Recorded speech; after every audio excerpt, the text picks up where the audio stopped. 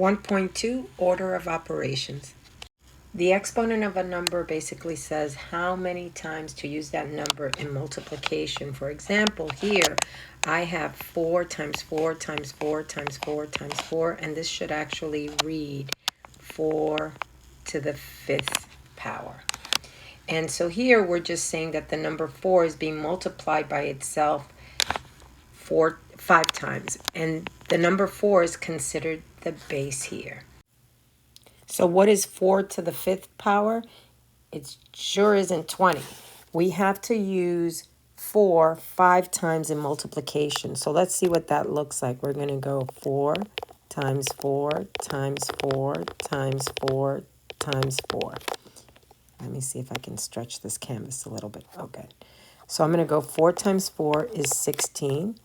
4 times 4, that's going to be 16 times 4.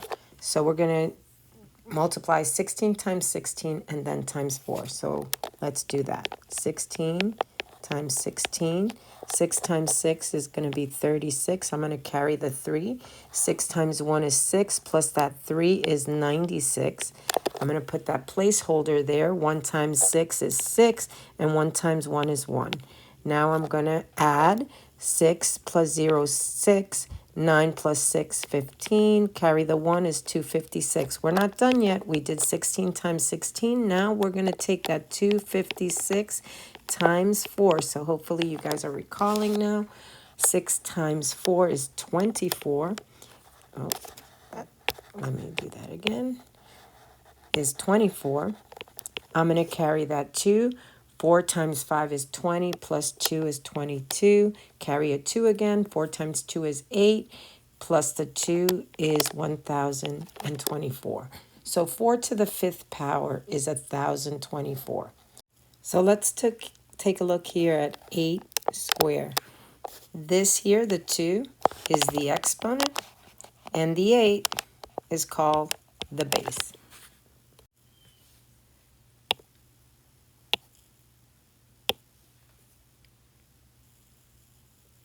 So the exponent here is telling us how many times we need to multiply the base, which is 8. And we need to multiply it twice. So it's 8 times 8 equals 64. Now on this slide, we're being asked, how is 6 times 6 times 6 times 6 times 6 times 6 times 6 written using an exponent? So, of course, this is again telling us how many times we need to use our 6, which would be our base, in multiplication. So first, let's count how many 6s we have. I see 1, 2, 3, 4, 5, 6, 7. So we're going to write this in exponential form. So 6 is our base, and our index or our exponent is going to be 7. So let's review our vocabulary again. The 5 is our base. That's the number that we're going to use to multiply based on the exponent. Here is 3, so we're going to multiply that base 3 times. So these are our factors. 5 times 5 times 5. On this slide, we're going to write each repeated multiplication using an exponent. So I'm going to have you just pause the video right here and try it on your own. So here you should have 4 to the 5th power. Here you should have 2 cubed, or 2 to the 3rd power. And here you should have 3.4 to the 1, 2, 3, 4, 5, 6 power. And here you should have -7 to the 4th power. And be sure to put it in parentheses, because it would not be correct to write -7 to the 4th power this way, because that means you're only raising 7 to the power of 4. We need to make sure that we're raising -7, not just 7. So this would be incorrect. And the last one here is 11 cubed, or 11 to the 3rd power. On this slide, we are writing each expression as repeated multiplication. So again, the exponent is going to tell us how many times to use the number in the base in multiplication. So all we're doing is we're writing it or expanding it as repeated multiplication. So here I have 4 times 4 times 4. Here, so it's 4 cubed. Here I have 1.5 squared, so I'm multiplying it 1.5 times 1.5. And notice I can either use parentheses or I can use these little multiplication symbols, which would be the dots. So now the next one here, we're kind of going out of order. Number 8 is 5 times 5 times 5 times 5 times 5. And number 10 here is 2 over 7 times 2 over 7, or 2/7. And one more time. And number 11 is a variable, and we're just doing repeated multiplication. And I think I have 6 there, so that would be 7. And our last one here, 5n to the 5th power. And we're going to go ahead. Again, this is our base, and we're multiplying our base 5 times. That's what the exponent is saying. So that's 1, 2, 3, 4, and 5. So hopefully this is a good review for you. And number 13, let's take a look there. Trish wants to determine the volume of a cube with sides of length s. So the cube, the sides are s. So they're all the same variable here, s. Write an expression that represents the volume of the cube. So if we know volume, it's going to be volume equals length times width times height. So all these are represented by s times s times s, because the length is s of the cube. So now this would be repeated multiplication. S is 3 times, so that would be s cubed, or s to the power of 3. So that review of exponents should prepare us to do order of operations and evaluating expressions. So order of operations, operation means things like addition, subtraction, multiplication, division, and even squaring. And basically people decided long ago that we were going to follow certain rules so that we can all calculate and come up with the same exact numbers. And these rules were that we're going to use parentheses. We're going to calculate whatever's in the parentheses first. Then we're going to take care of any exponents that we see in that expression. Then we're going to go for multiplication and division. And multiplication and division, whichever occurs first.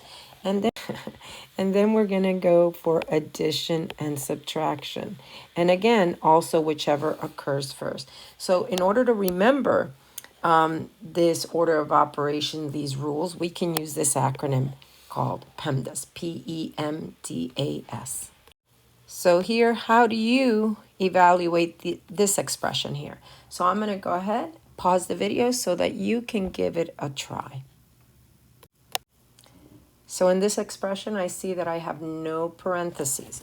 So let me go ahead and write PEMDAS first so we can remember. So that's parentheses, exponents, multiplication, division, again, whichever occur first, addition, and subtraction. So we see that we have no parentheses, check. We have no exponents, check. So the first thing we're going to do is any multiplication or division that we can see. And we're going to go from left to right. So we're going to do any multiplication and division from left to right. So I see 3 plus 4. Now 4 times 2, there's multiplication. So this is 8. So for now, we're just going to rewrite. So now again, I'm looking for multiplication and division until there are no more.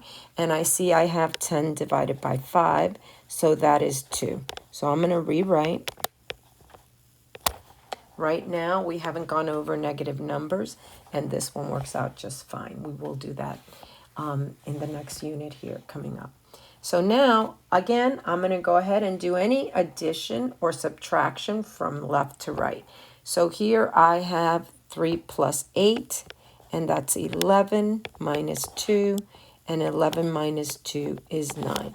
So all I did here was I went ahead again, used my acronym PEMDAS. There was no parentheses, no exponents. We took care of all the multiplication and division, and then we took care of any addition and subtraction, and we should all come up with that same calculation, 9. So on this slide, we're going to simplify each expression. So let's go ahead and do the evens together, and then we can pause it and do the odds and compare notes. So here, I'm going to go ahead and write the acronym PEMDAS. And of course, I'm going to remember that I can do multiplication and division, whichever comes first, and addition and subtraction. So let's start with number 14. So I see that I have parentheses, so I'm going to take care of whatever's in the parentheses first. And so I have here 5 plus 3, so that's 8. And I'm not going to forget that it's squared. And this is my base, and this is my exponent, and I'm being asked to multiply my base twice. 8 times 8 is going to give me 64. So now on 16, I'm going to again look for my parentheses. I see that I have them. So I'm going to go ahead and take care of that first. I see 15 minus 3. That's going to be 12. 12 divided by 4 is going to give me 3. So my answer is 3. Here, that was 64. All right, so now we're going to number 18. And I see no parentheses. I see no exponents. So I'm going to go from left to right again, seeing if there's any multiplication or division. And I do see that I have division here. So this is 15 divided by 3, which is 5. And I'm rewriting. 40 minus 5, that's going to give me 35. Number 20. Now this one looks a little interesting, but we're still going to follow the same rules, right? So we're going to be looking for, are there any parentheses here? Yes, they are. So we're going to take care of whatever's in the parentheses first. So in the parentheses, very interesting, we have exponents. So let's take care of those exponents. So here I have 4 times 4, and that's going to be 16 plus 5 times 5. And that's going to be 25. And I'm not going to forget that it's asking me to square it. This is something very typical that you might see on your exam. So now I'm going to go ahead. I took care of what was inside the parentheses as far as the exponent, but there's still things I can do in the parentheses. I can add 16 plus 25. So that's going to give me 41. And that's 41 squared. So 41's my base, so I'm going to multiply 41 twice. 41 times 41, so let's do this. 1 times 1 is 1. 1 times 4 is 4. I'm going to go ahead and put that 0 there, multiplying in the tens column. 4 times 1 is 4, and 4 times 4 is 16. So this is going to give me 1,681. So this is my answer here. Now I'm going to go ahead and pause the video, and I'd like you to take care of 15, 17, 19, and 21, and let's compare notes. I'm especially interested in that 21. Remember, follow PEMDAS, and we should both get the same results. All right, so let's start with 15. So once again, PEMDAS, I'm going to take care of whatever parentheses I have, and I see here I have 8 minus 5. Well, that's 3. I'm going to remember to keep that 3 in parentheses because this is an operation when I have these two parentheses next to each other. And 14 minus 6, well, that's going to give me 8. 3 times 8 is 24. Now here, 17. Once again, I have parentheses, so I'm going to take care of the parentheses. And I have a fraction, so I'm going to take care, before I simplify anything, if there's any simplification, I'm going to go ahead and take care of the numerator and the denominator, any simplification I may need to do there. So I have here 22 plus 3. Look at that nice number, 25 over 5. So we're going to get 25 over 5, 25 divided by 5, and the answer is going to be 5. So hopefully you had that too. So now 19. We have no parentheses. I see no exponents. So I'm going to look for multiplication and division here from left to right. And I see I do have division here. So 12 divided by 2 is 6. So I have 20 plus 6 minus 5. So now I have 26 minus 5. Well, that'll be 21. Let's take a look at our last example here. And we're going to follow the rules of doing these order of operations, these calculations, and we're going to look for any parentheses, and we see none.